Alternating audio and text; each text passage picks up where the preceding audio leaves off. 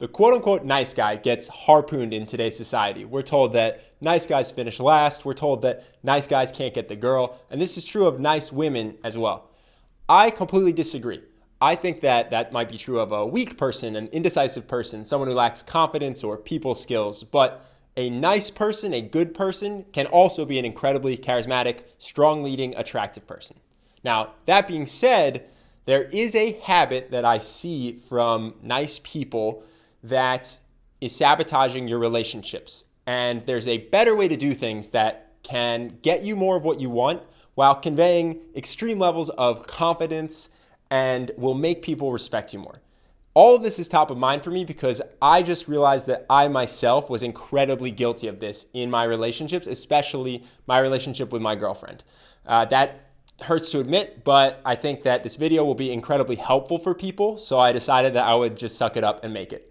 So there are two main ways that I see that quote unquote nice guys will actually be the opposite of nice. They will be manipulative in an attempt to control someone and get something from that person. And the first is scorekeeping or trading. You can call it whatever you want, but I realized that when I was doing nice things for my girlfriend, I was not doing them just to be nice. I was doing them because I wanted something, whether it was a behavior like I would give her a massage hoping that she would say, "Oh, wow, that was really nice. I'll give you one." Or I was giving her gifts, not hoping for gifts, but just hoping that it would make her love me. So instead of giving out of love, I was giving to get love. And ultimately, you don't always get what you're hoping for, and you end up bitter or resentful, and the other person has no idea because you're not saying anything. You're just hoping that by doing these things, you can manipulate them into being the person you want or acting the way you want. It's incredibly destructive, and ultimately, it hurts you more than the other person even.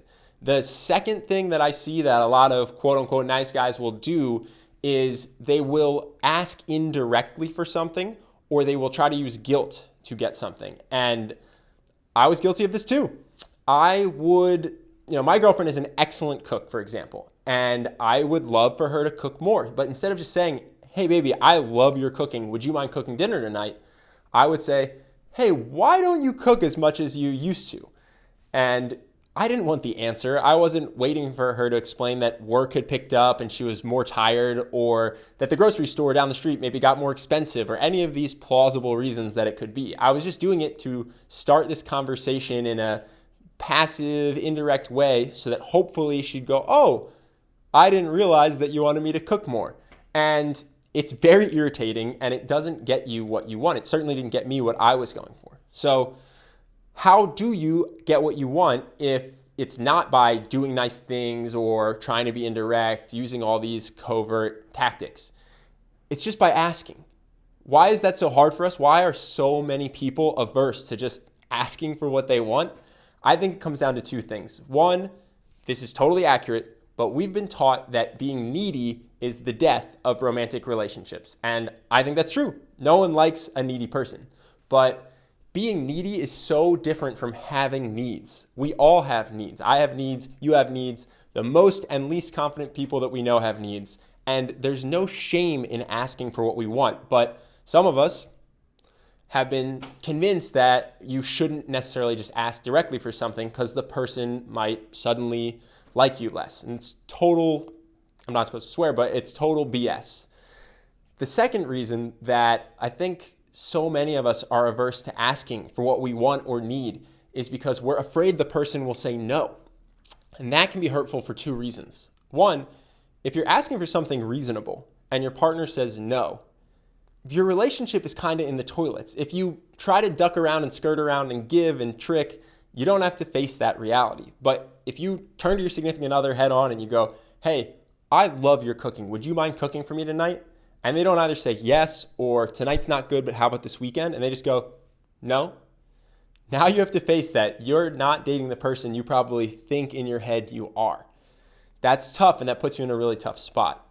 And the second reason that you might not want to ask directly and hear that no is because you don't just hear no. I didn't just hear no. When I would ask for something and get told no, I wouldn't just go to the most reasonable, plausible reality. I would make up a story about what that meant. I'd go, oh, you're saying no. That means something. That means that you don't love me, or that means that our relationship isn't good. And when you put all that pressure on a simple question, all of a sudden you're very unlikely to ask for it. So I'm making this video, even though it's a little embarrassing for me, because I'm hoping that by sharing this, you might see in your own relationships where you are doing this with friends or family or a significant other.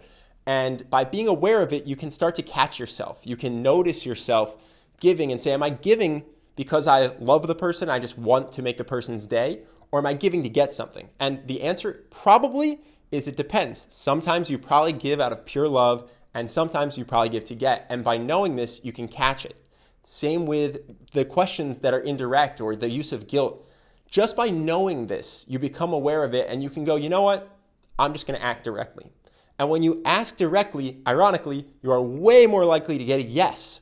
Like I said, I went through this personal development seminar this weekend. It was 40 hours over the course of 3 days, and it's where I learned this about myself. And there's a graduation ceremony. So I called my girlfriend, I explained to her what I learned, I apologized, and I said, I would really love if you were to come to this. I asked knowing that we're long distance, so it's a 9-hour drive round trip for a 36-hour visit, and she had to go and get up at 5 a.m.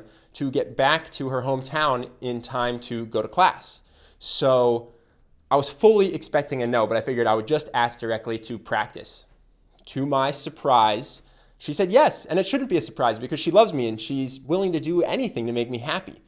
It blew my mind, it made my day. She was there for something important to me.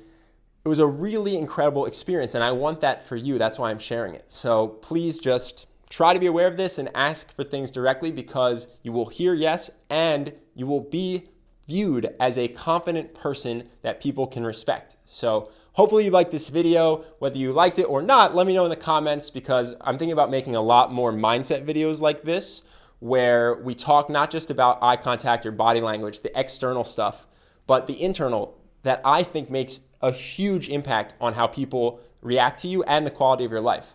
And if you want more videos like that, definitely subscribe and click the notification bell, because Charlie's been working on a 30-day program that's all around emotional mastery and mindsets and confidence. I think is going to be amazing. So thank you very much for watching, and I will see you in the next video.